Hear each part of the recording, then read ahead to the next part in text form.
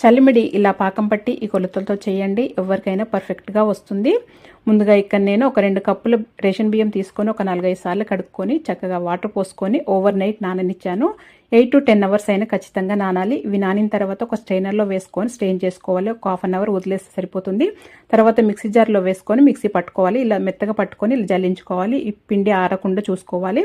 ఇప్పుడు స్టవ్ పైన ఒక ప్యాన్ పెట్టుకొని 3 టేబుల్ స్పూన్ల గీ వేసుకొని కొద్దిగా ఎండు కొబ్బరి ముక్కలు వేసుకొని కొద్ది కాజు వేసుకొని ఫ్రై చేసుకొని పక్కన పెట్టుకోవాలి. వేరొక ప్యాన్లో ఒక 1.5 కప్పు బెల్లం వేసుకొని ఒక హాఫ్ కప్పు వాటర్ పోసుకొని ఇది కరిగిన తర్వాత ఇలా పాకం చెక్ చేసుకోవాలి. ఈ పాకం అనేది మరీ లేత పాకం కాదు, మరీ ముదురు పాకం కాదు, ఇలా జస్ట్ సాఫ్ట్ ముద్దలాగా వస్తే సరిపోతుంది. ఇప్పుడు దీంట్లో 1/2 టేబుల్ స్పూన్ ఇలాచీ పౌడర్ వేసుకొని ఇది మనం తడిపియ్య పిండిని వేసుకొని లో ఫ్లేమ్లో పెట్టుకొని మిక్స్ చేసుకోవాలి. తర్వాత స్టవ్ ఆఫ్ చేసి మనం ఫ్రై చేసి పెట్టుకున్న ఎండు కొబ్బరి ఇవి వేసుకొని మిక్స్ చేసుకోవాలి.